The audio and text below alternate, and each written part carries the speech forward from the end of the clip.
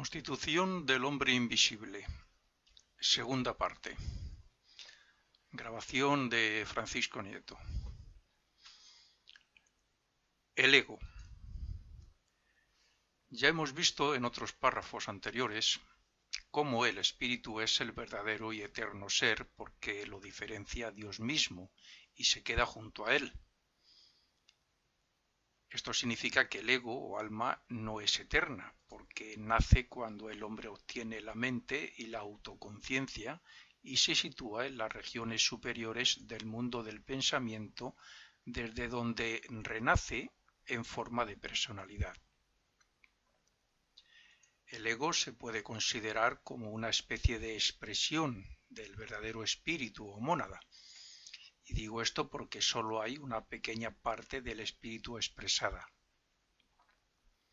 Recordemos que el espíritu se manifiesta como tres poderes o aspectos en los mundos superiores y que cuanto más desciende, más se ve velada su conciencia por las capas de materia de esos mundos con la que se envuelve. Por ese mismo razonamiento, la personalidad comienza su evolución con un mínimo reflejo del ego, ya que éste se envuelve en otras cuatro capas de materia o cuerpos todavía más densos.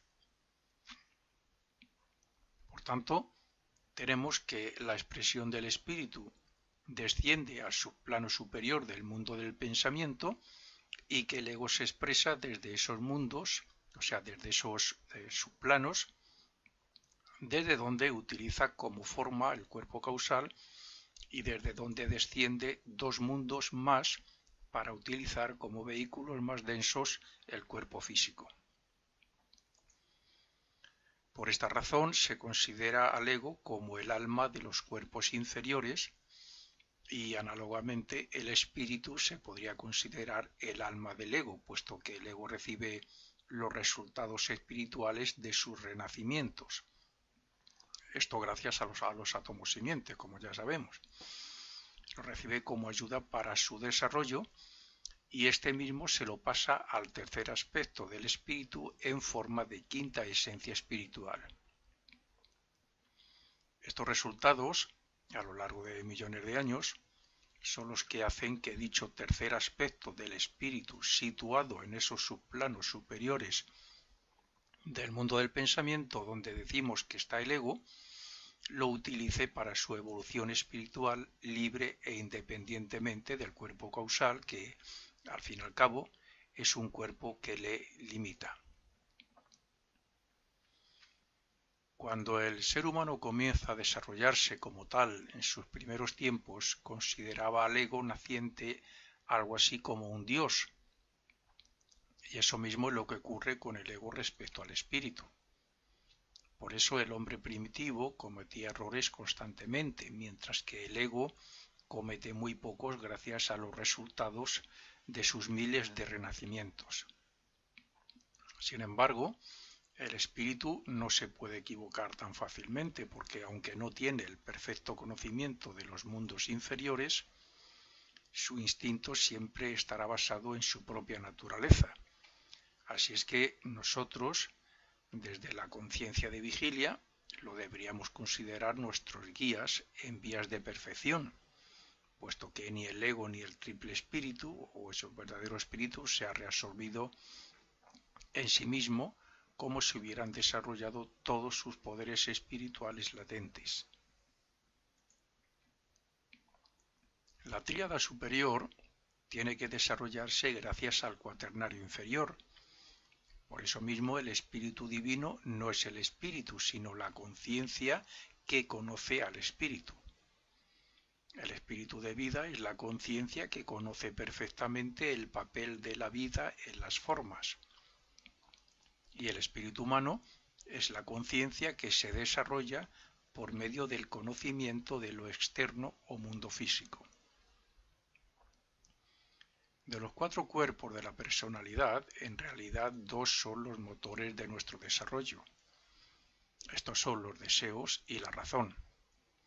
Y estos son los que representan a dichos tres aspectos en su inmersión en la materia para que el ego evolucione.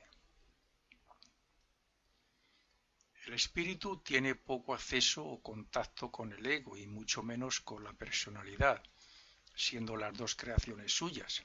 Sin embargo, la reunificación de todos los resultados de la obra del espíritu comienza en la personalidad, puesto que es ésta la que se manifiesta para experimentar en el mundo físico.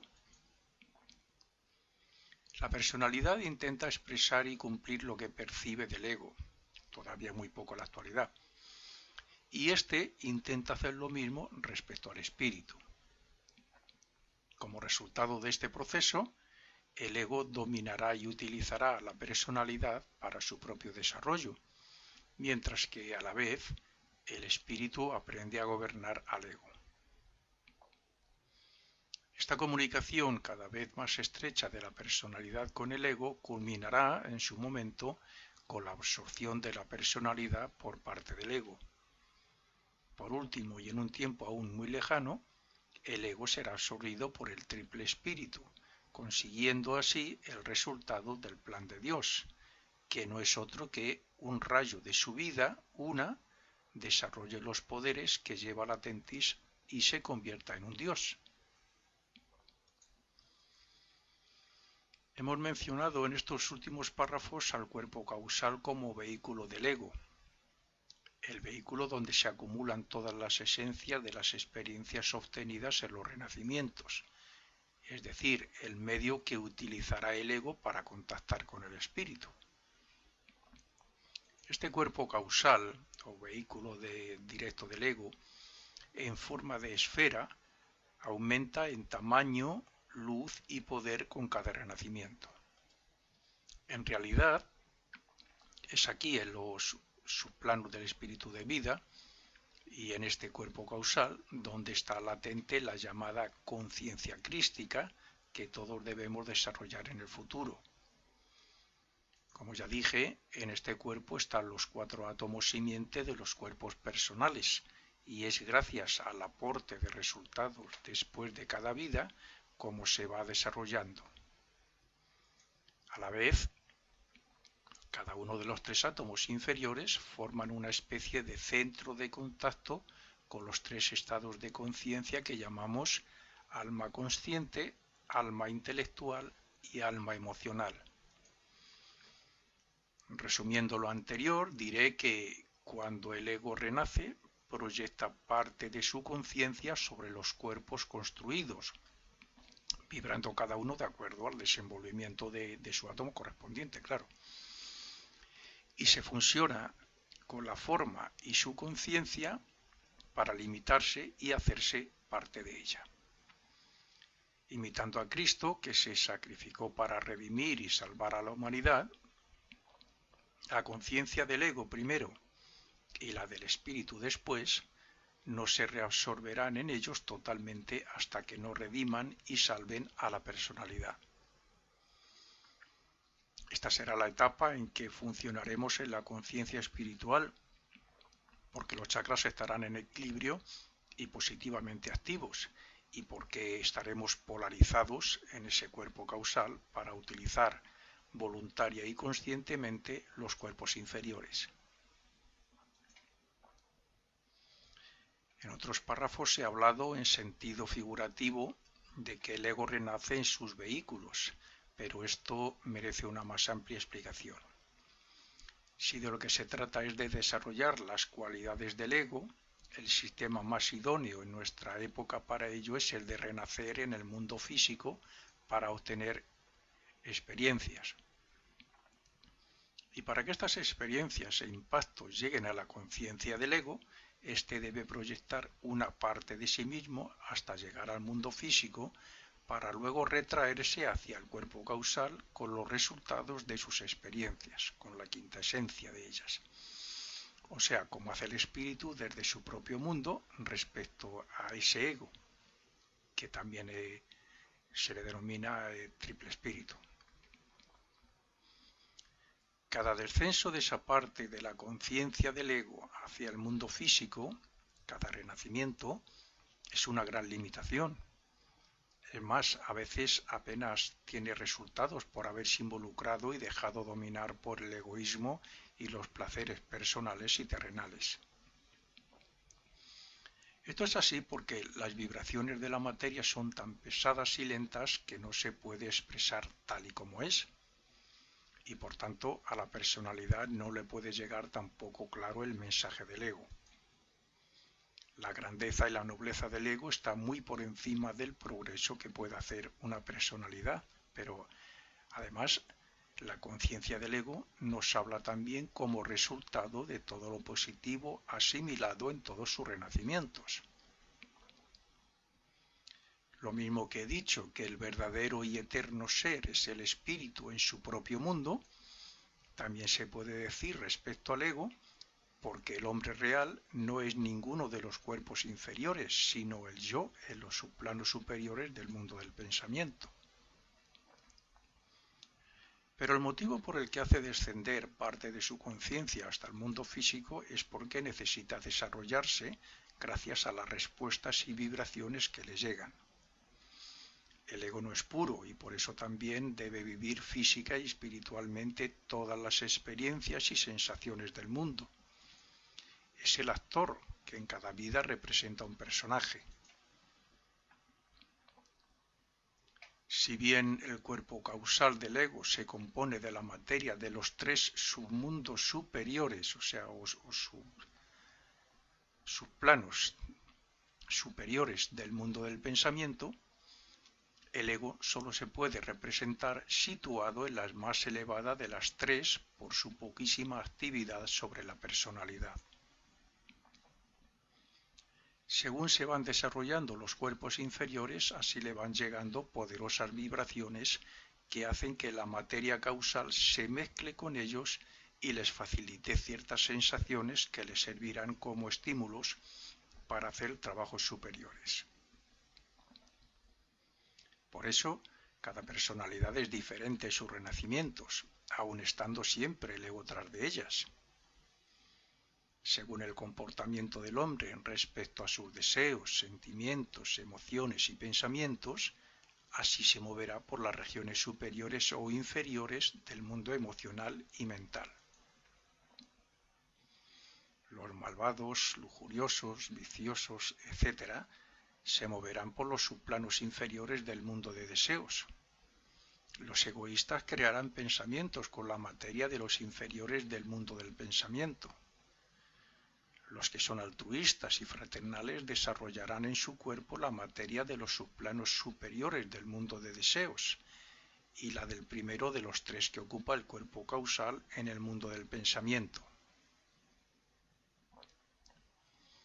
Hay casos en que la personalidad se ve tan dominada por la materia y el vicio que ésta se puede ver separada del ego temporalmente por una falta de conexión. Pero aún así, estas personas tienen la oportunidad de redimirse por medio de un arrepentimiento sincero y una ardiente petición de ayuda al ego. Es posible que la mayoría de los humanos, el 80% aproximadamente de sus expresiones, sean egoístas, pero el resto es suficiente para que extraiga un beneficio de su vida. Es más, aunque un 18% de ese 20% sean expresiones neutras, o sea, ni buenas ni malas, o indiferentes, si el 2% son buenas expresiones e intenciones, siempre servirá como base para progresar.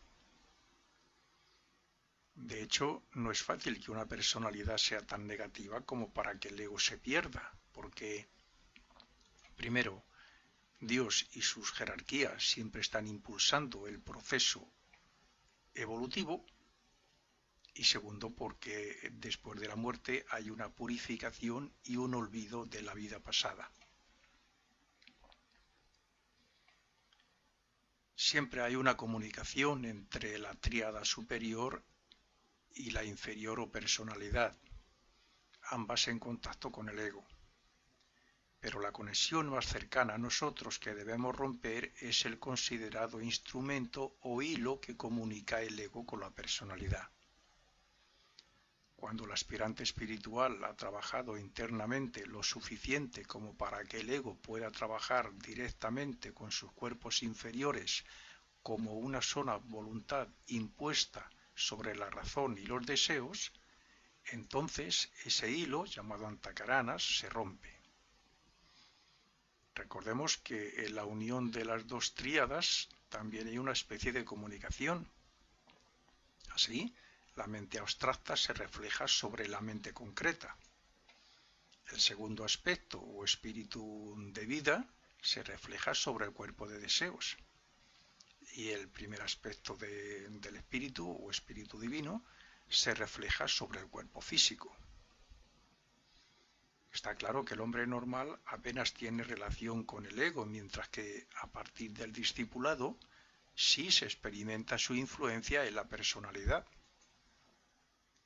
Aunque el ego sea, en cierto modo, parte del espíritu, actúa de forma independiente sobre la personalidad siempre que puede. En el común de la humanidad, el ego tiene una conciencia vaga en su propio plano. Solo cuando la personalidad se esfuerza por el desarrollo espiritual es cuando se percibe su apoyo. Es obvio que la influencia del ego sea positiva por tres razones. Primera, porque busca su propia evolución. Segunda, porque desea sintonizar a los cuerpos inferiores con él. Y tercera, porque él es la base para que el triple espíritu se desarrolle. El ego es algo así como un reflejo de las virtudes espirituales, las cuales se van mostrando en el hombre según éste se desarrolla. En el ego no cabe, por tanto, ni un solo mal pensamiento, puesto que lo único que puede desarrollar son virtudes puras que en la personalidad se identifican como amor, fraternidad, altruismo, compasión, etc. Por consiguiente, es muy difícil que el ego se equivoque. Sin embargo, el hilo de vida que conecta al ego con la personalidad se puede involucrar y hacerse tan consciente en la vida física que actúe de forma independiente haciendo lo que le venga en gana.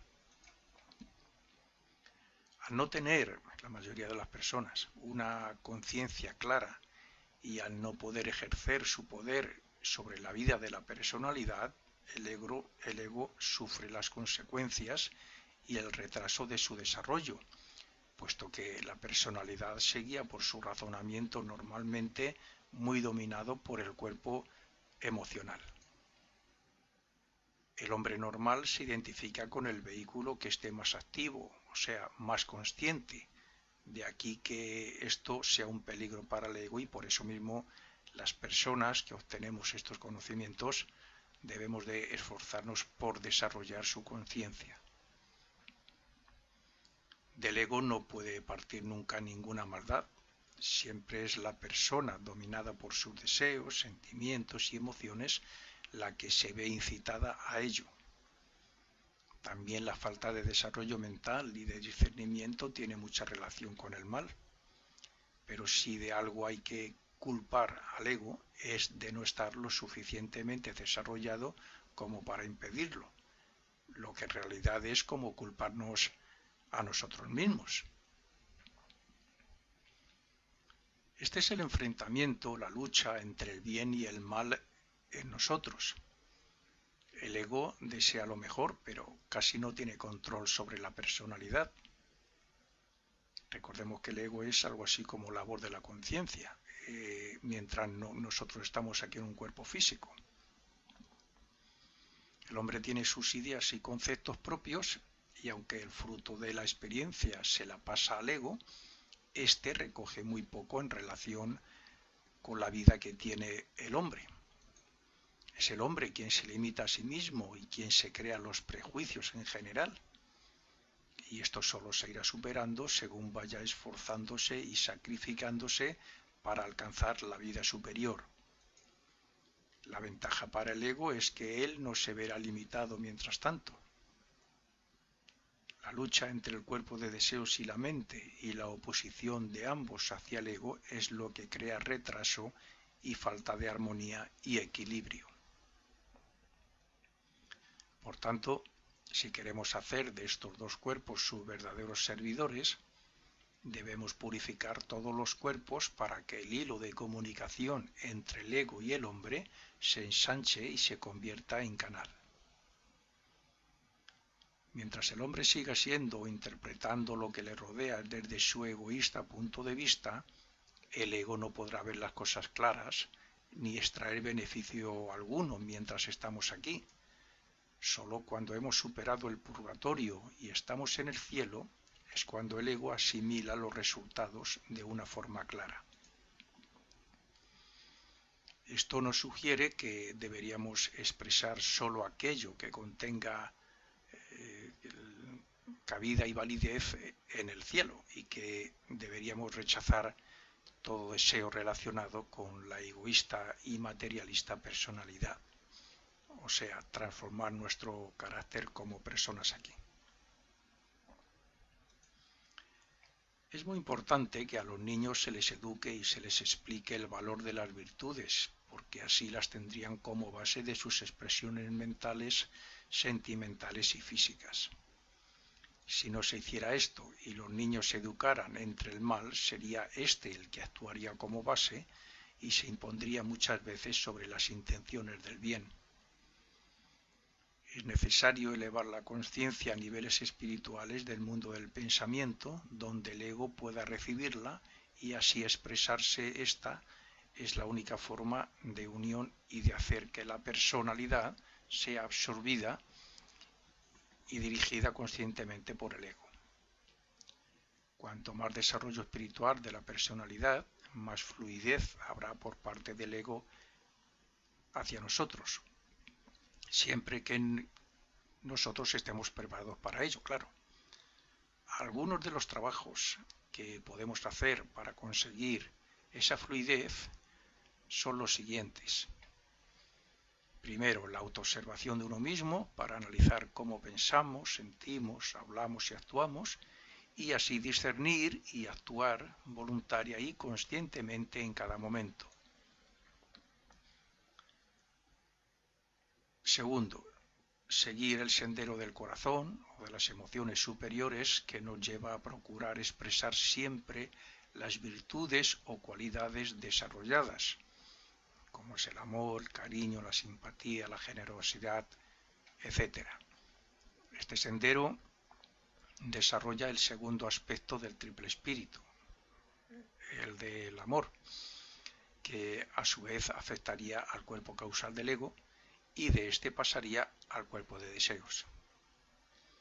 Y tercero, el seguir el sendero de la mente, que es el de los científicos, de los matemáticos y de todo aquel que intente comprender lo abstracto, haciendo que la personalidad reciba información del ego por medio de la intuición y la inspiración.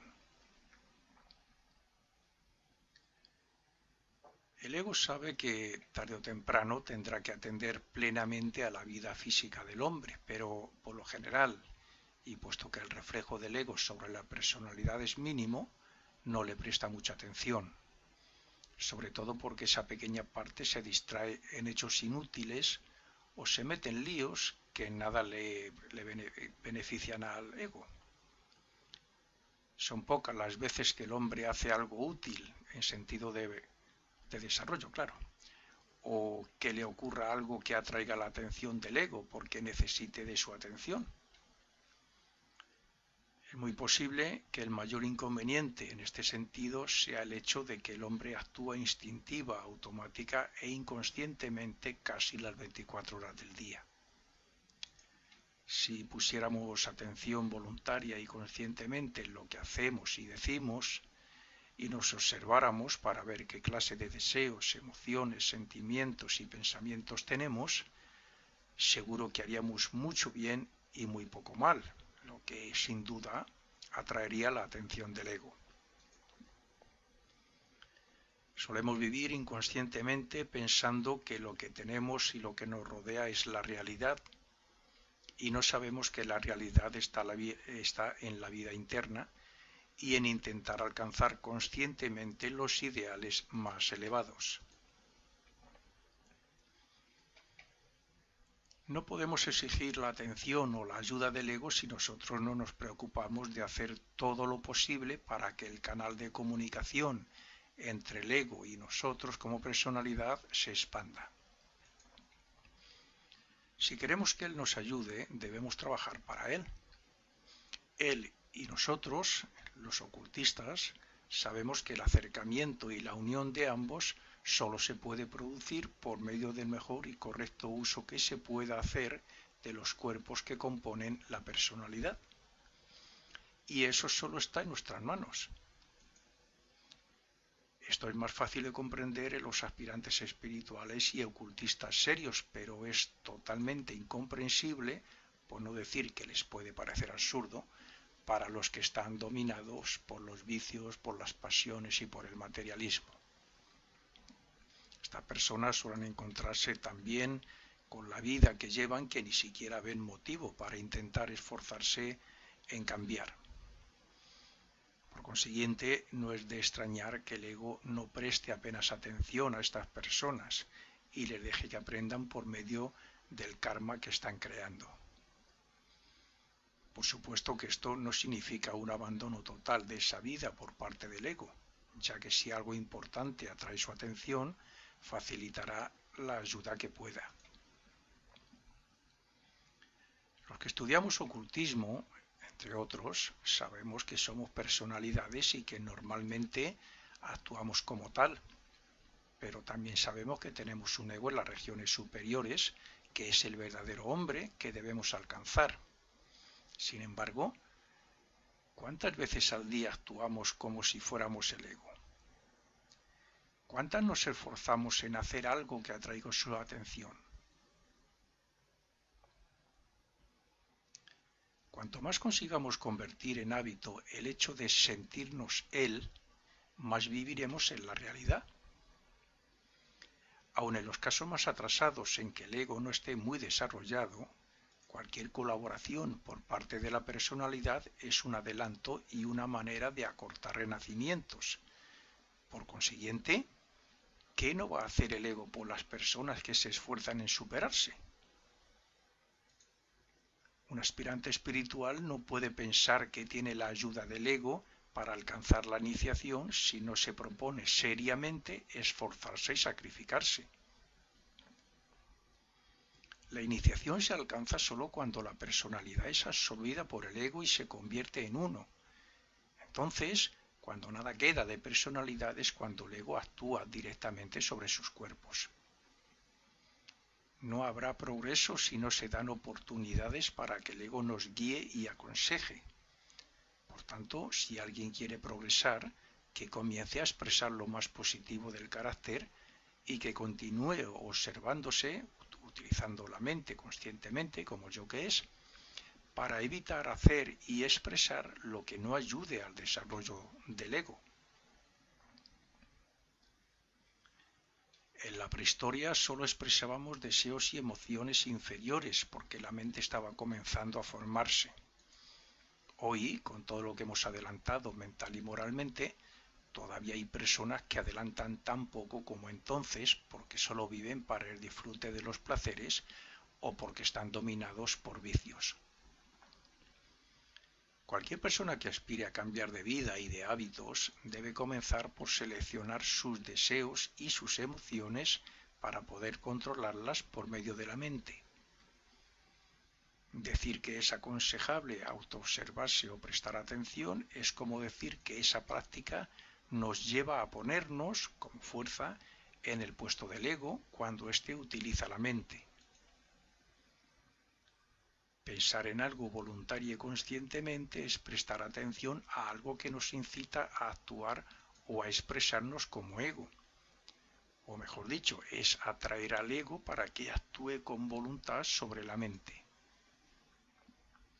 Y exactamente lo mismo podemos hacer respecto a las emociones y demás expresiones personales.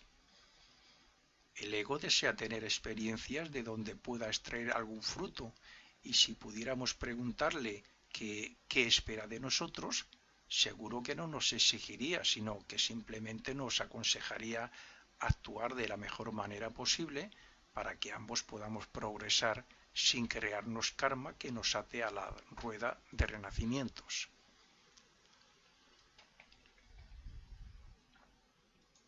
Cuando en el estado post-mortem salimos del primer cielo situado por encima del purgatorio en los subplanos superiores del mundo de deseos, estamos limpios de malos deseos y sentimientos porque los hemos purgado y hemos extraído la quinta esencia de la vida pasada. Podríamos decir que los que quedan por trabajar kármicamente en las siguientes vidas quedan latentes, pero nunca tendrán relación con el mundo del pensamiento donde se encuentra el ego. Solo los pensamientos, deseos y sentimientos buenos le pueden alcanzar y fortalecer en su desarrollo. Los inferiores o negativos se quedan en los átomos simientes en el mundo al que pertenezcan. El ego solo pone atención a los pensamientos y sentimientos cuya naturaleza esté de acuerdo con el espíritu. Nuestra conciencia personal está tan afectada por lo terrenal que no nos damos cuenta de que el ego está presente siempre en nuestra vida y creemos que solo lo está cuando dedicamos algún tiempo a la oración o a hacer ejercicios de meditación o a cualquier otra actividad que nos eleve hacia los planos espirituales. Puede parecer curioso, pero el simple hecho de creer profundamente que el ego está observándonos constantemente hace que actuemos de otra forma. Suelo aconsejar la autoobservación en mis escritos, en mis grabaciones, insisto que ésta debe hacerse consciente y voluntariamente. Esto no es demagogia. Es simplemente porque haciendo eso tenemos atada la mente para evitar su acción ante los deseos, sentimientos y emociones. La mente está descontrolada y dejándose dominar por el cuerpo de deseos. Si la mente está descontrolada y dejándose dominar por el cuerpo de deseos, no dejaremos esas pausas mentales que a veces aprovecha el ego para inspirarnos o inducirnos. El hecho de renacer no es otra cosa que el descenso de ese hilo de vida y de conciencia del ego hacia los mundos inferiores, es decir, la formación de los cuerpos que llamamos personalidad. En cada renacimiento se purifican un poco más los diferentes cuerpos y atraemos materia más pura para su construcción, lo que significa que llegará un renacimiento en que la consciencia personal se unifique con la del ego. Y entonces, como una sola conciencia egoica, él sabrá perfectamente lo que ocurre en los mundos donde se exprese o donde se expresa. Hay un hecho muy importante que es conveniente saber, y es que cuando una persona consigue unir su conciencia a la del ego, ya no la pierde ni siquiera después de la muerte. O dicho de otro modo, la muerte ya no existe para esa persona.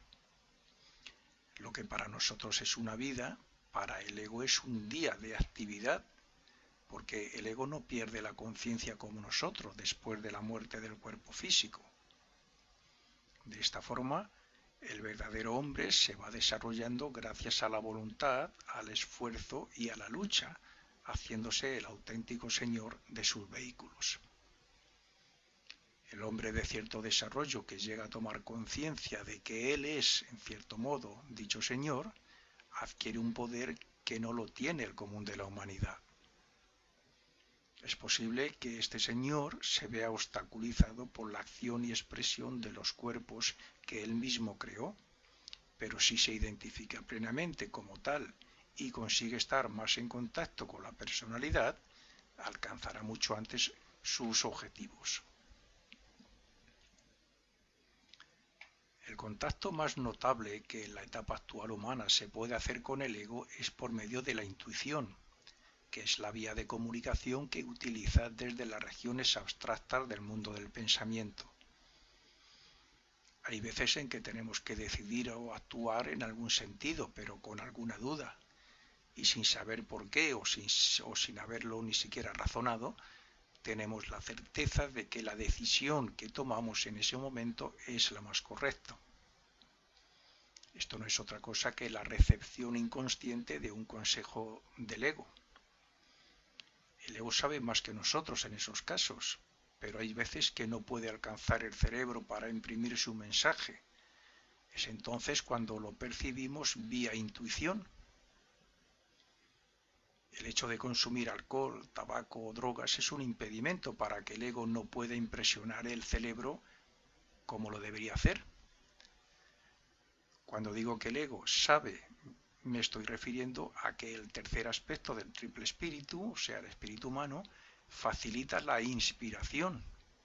El espíritu de vida o segundo aspecto facilita la intuición respecto al bien y al mal, y el tercer aspecto o espíritu divino es el que ordena o impulsa a que el hombre siga haciendo el bien o dando lo mejor de sí mismo. Si lleváramos una vida más relajada y un mayor control de los cuerpos, oiríamos más a menudo los consejos y susurros del ego.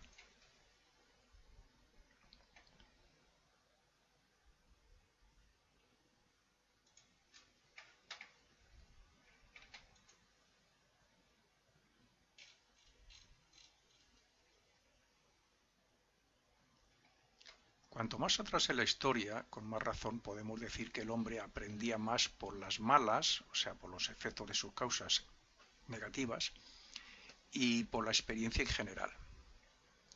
Sin embargo, hoy se está adelantando mucho por el correcto y controlado uso de la mente y por la intuición. Los dictados de la conciencia no es otra cosa que labor del ego cuando, basándose en su conocimiento, intenta ayudarnos dentro de sus posibilidades. Es cierto que el ego puede equivocarse si está aún poco desarrollado, por ejemplo, dándonos un consejo que no encaja con lo que con toda seguridad sabemos o conocemos. Pero es un riesgo que debemos correr. Lo mejor en estos casos es siempre razonar profundamente desde lo interno, desde los planos más elevados que podamos alcanzar para ver si coincide con la intuición.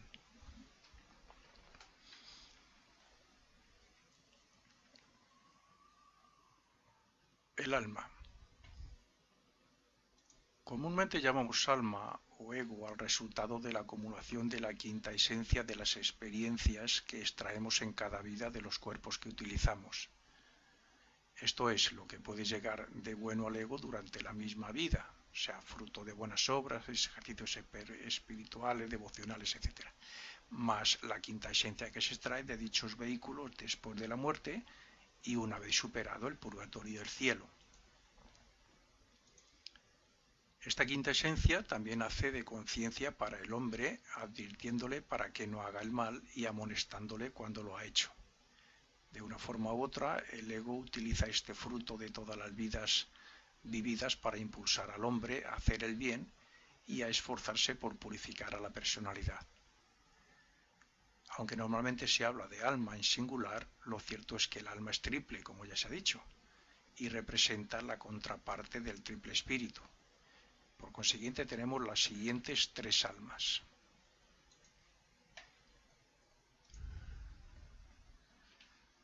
Primera, alma consciente. Se desarrolla cuando hay rectitud y buenas intenciones para el mejoramiento, tanto en la acción como en cualquier otra experiencia y circunstancias.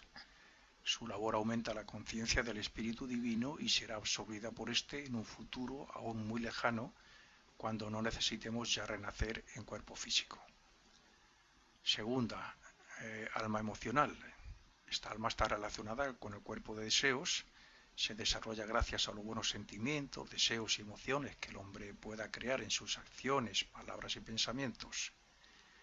Los resultados de todo esto mejoran las virtudes del espíritu humano, pero será éste quien la absorba en un futuro aún más lejano que el anterior.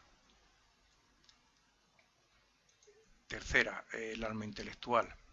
Se desarrolla por los trabajos elevados que puede hacer la mente, pensamientos elevados, abstractos o espirituales, oraciones, ejercicios espirituales,